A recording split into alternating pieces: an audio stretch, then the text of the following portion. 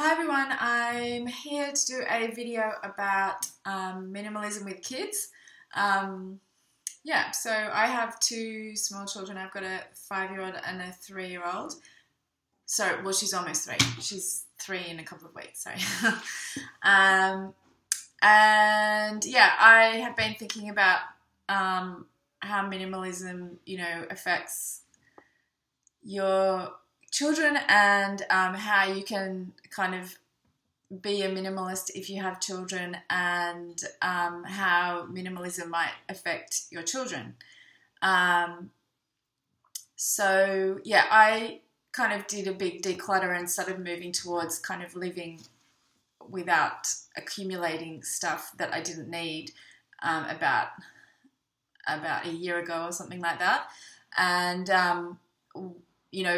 one of the reasons I did that was because I felt like I was complicating my life running around kind of doing tasks and buying things to solve problems. And a lot of those problems were around kind of trying to make life with kids easier.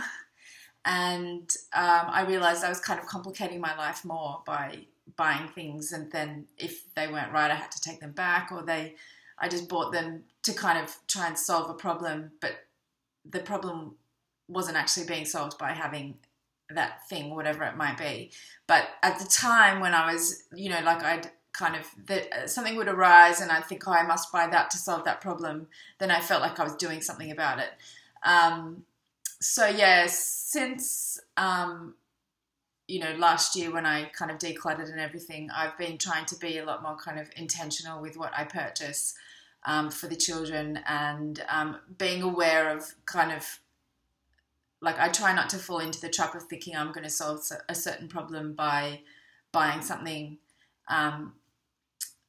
because it doesn't kind of fix stuff. I mean, sometimes, I just try and sort of make sure that there is an actual need for something before I go and buy it. So I have some notes. I've written some notes so I don't go off track, because I had some feedback that I waste time by talking too much. And anyway, so here we go. So I've got some topics. So clothing. Before I decluttered and stuff, I used to kind of, it's fun to buy kids clothes because they're cute, and they, there's always something new and cute in the shops and stuff. And also children are always growing, so they, you do need to buy new clothes for them when they outgrow them. But there's lots of ways to justify buying more stuff for kids, because they don't need as much as, they don't actually need loads and loads of clothes. And because they grow, then that's a kind of good reason to not have too much, because if you do have too much, then they kind of grow out of it and they haven't worn it anyway, kind of thing, or have hardly worn it. So in the past, I used to be a real sucker for sales. Like, it would be, the end of summer sale, and then I would buy stuff for my kids in the size that they were going to be next summer, if you know what I mean. So I would often have stuff sitting around the house that I was for next year, like that that was too big for my kids, but I kind of had got it on a good deal or whatever. So I would have that stuff sitting around, and then I know with my son, I was we were planning on having another child, so I kept a lot of his clothes. And then when I had my daughter, I kind of still kept the clothes, because I was like, oh, that's unisex and she can wear it, blah, blah, blah. And then I realized that I never actually kind of put her in the boys' clothes that I'd kept anyway. And also now my daughter is totally obsessed with pink, so I've got no chance in hell of getting her to wear any of the stuff that I have for my son. So, I mean, obviously if you have boys, or all boys or all girls, or, you know what I mean? If you have more than one boy or more than one girl, then that's obviously worth keeping clothes that your older child grows out of. But now I don't keep that stuff. I just donate stuff straight away, or I send stuff to my sister-in-law because I have a niece who's younger than my daughter. So yeah, I have a few like baby clothes and stuff that I've kept, like kind of sentimental items, but not a lot. And for the most part, as my kids grow out of stuff, I move it on. And I kind of try to have a capsule wardrobe for them as well. I kind of go, okay, he's that, you know, like a few pairs of pants, a few t-shirts, you know, some whatever seasonal items. I try to kind of be mindful of how much they already have, and I try not to go overboard with buying multiples of things. And because, you know, it is fun to look at kids' clothes in the shops, but you just don't need to buy stuff all the time for them. And then for toys, I did a really big toy clear out, and I dramatically reduced the amount of toys I would buy for my kids. It's quite easy sometimes to justify buying toys for children because you can kind of say, oh, it's educational, or, you know, and you get a real kick out of like they get something new and they get excited, and it's exciting for everyone for a while or whatever. And not always. There are some toys that my children play with all the time, but, you know, they can, like other times that they can get something new and then they play with it for a short period of time, and then it's kind of, they don't think about it again. They don't keep playing with it. It just becomes part of the furniture. And it's surprising how little how little toys children can kind of get by on without getting bored. So yeah, I try to kind of not have a constant kind of flow of toys coming into the house, and I try to kind of do regular clear outs, because it's just, I don't know, with children, like there's just always some little plastic piece of crap that can come into the house because someone had a birthday party, and you get the birthday party bags and stuff, and there's always something like not very useful in there. And so it's something that I try and stay on top of. Having said that, I am aware that by kind of, like, my kids are young at the moment, but I feel like at some point I'm going to have to include them in the decision-making process, because if I keep kind of like clearing things out without getting their involving them, then I could be kind of turning them into hoarders, because they may feel traumatized by the disappearance of certain items that I didn't realize how much that they liked. And then they won't want anything to, like, they won't want to give anything away. So I have been thinking about how I could do that with my kids, and I've been thinking about a kind of like modified Marie Kondo kind of, you know, think about which, you know, let's have a look at all your toys and see which ones, tell me which ones make you happy, because, and, you know, let them kind of decide. I guess then you have to live with the idea that they may say that everything makes them happy. But I have talked to my son about it, because he's 5, and some of the stuff that he's wanted to, he sort of said, oh, I don't need that anymore. I've been surprised, because to me they've been, I guess, because he doesn't know how much things cost, so he kind of, if he doesn't play with things, he doesn't care how much they cost, so he's happy to kind of give them away, because we've talked to him about charity stores and how there are kids who don't have much, and if you donate them, then children who don't have many toys can then play with them and stuff. So yeah, with toys I just try and kind of keep on top of it, try to kind of limit the influx of items. And also, like, another thing, like arts and crafts and stuff, when I did the big clear out, I had like so many, like multiple sets of paints and pencils and paintbrushes, and, you know, like I just like so much stuff and so many notepads and whatever, and it's all like really, really easy to kind of justify, like they'll do this craft project with it, with that, or they should explore, like, I don't know, pastels, or, like stuff like that. And then I kind of realized, like, I sort of decided to embrace the idea of one, which I read about on the Becoming Minimalist blog, I think. Like one set of colored pencils and one set of paints is fine. Like, you don't need 5 sets of pencils or whatever. I don't think we just have one set of pencils, but I think we have maybe 2 or 3. But I kind of try and be aware that you don't need loads and loads and loads and loads.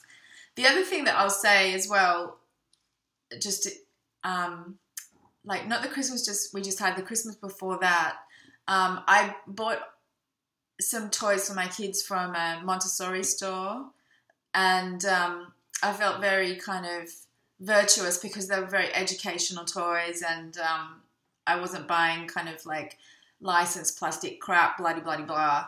And then I was talking to my friend who lives in Sierra Leone in Africa, and she said to me that when she comes home to Australia, one thing that really strikes her is how many toys kids have in Australia, because in Africa, or in Sierra Leone at least, kids don't have any toys. Like, they don't have any toys. They are just playing with their friends and with other stuff, like with regular stuff that's in the house that has functions other than just being a toy. So that made me really kind of stop and think about how necessary toys are. I mean, my children still have plenty of toys, but the whole idea that children must have toys for educational purposes kind of, I don't know, it just made me kind of aware that children don't need as much as we might think that they do. They can kind of get by with no toys at all. I'm sure, I don't know, I don't know if I'm like walking into a minefield with discussions about developing countries, but anyway. And then arts and crafts and stuff, so I sort of touched on that, but when your kids start painting and drawing and all of that stuff, then they do cute drawings, and it's kind of, it's really sweet to get them and see them and everything. But I'm not going to keep every single piece of artwork that my kids produce. So what I try to do is I will photograph pieces, and I do throw a fair bit out. But I photograph stuff that I think has more artistic merit than other things. And also, I mean, today I took a self-portrait that my son did at school. I took it to get framed at the framers. So, this was it was like a nice piece that he did on like art paper with pastels, and that he did at school, and it was a self-portrait. And so there was kind of like it was a nice scale. It wasn't kind of a little scratchy drawing on a tiny piece of paper. It was like a kind of A3 sized, and it kind of looked like him. Like, so I thought, like, because I'm not being massively sentimental about every single piece of artwork that my kids produce, but this one I thought was of value to us, so I am taking it I took it to get framed. So yeah, I'm kind of, I guess I don't treat everything as equally valuable. I try and choose pieces that I think are extra special, and I keep those either by framing it or by taking a photo of it. And then every year I do a family photo album, And I include those pictures in the photo album, like the photos of the drawings and stuff, so that it's all kept in one place and it's not kind of clogging up the wardrobes and stuff like that.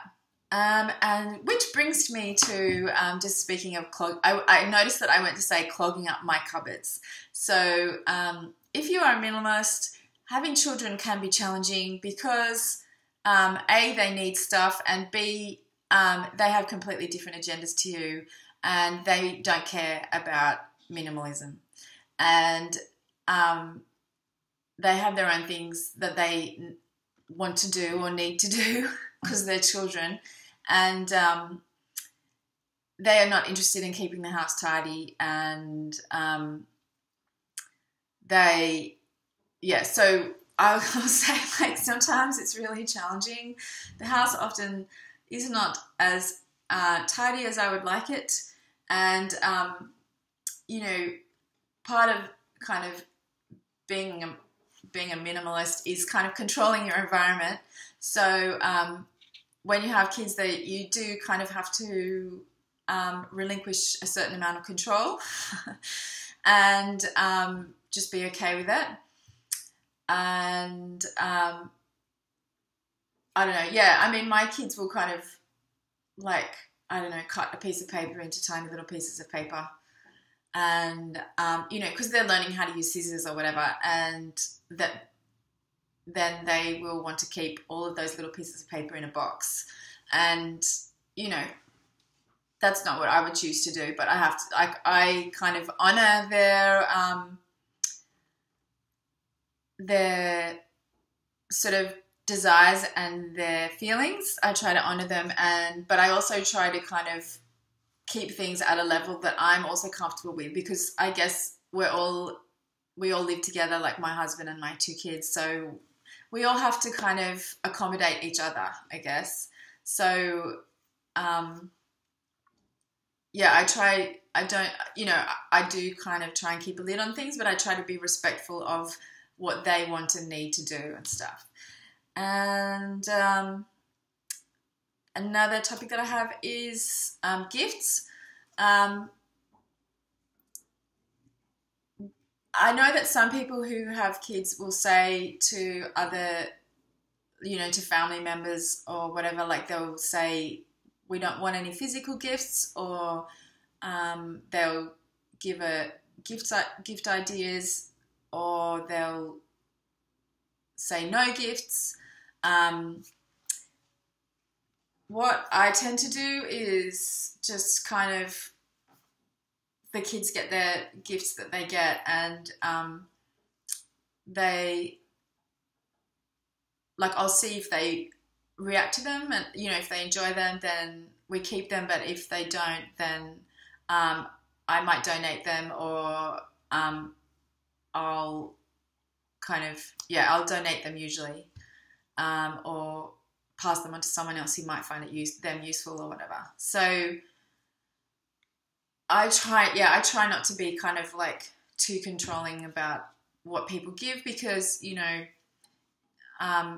friends and family members and stuff, like, they have their own relationship with my kids, so I sort of try to let them, giving gifts to children is lots of fun, so I try not to kind of like deny or control that kind of exchange. And but if someone asks me for ideas, then I'll definitely give ideas for gifts, and I might try and make it something that, like, might not cause lots of clutter or whatever. So yes, I think that's about all I have to say about kids and minimalism. It's definitely can be challenging. I think about what I would have in my house if I didn't have kids, and it's a lot less. But they're their own people, and as I said, we're a family, and we all have to kind of live together. And so, for me, like, keeping the house in order and not cluttered contributes positively to my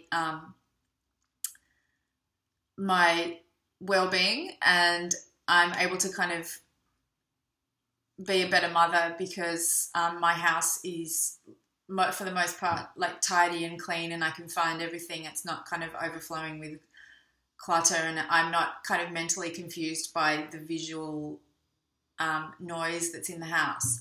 So yeah, I think a friend of mine said that the family's like an ecosystem, and everyone needs to, like, if someone's out then, or isn't kind of flourishing, then everyone kind of gets affected. So yeah, for minimalism for the family, like I try and kind of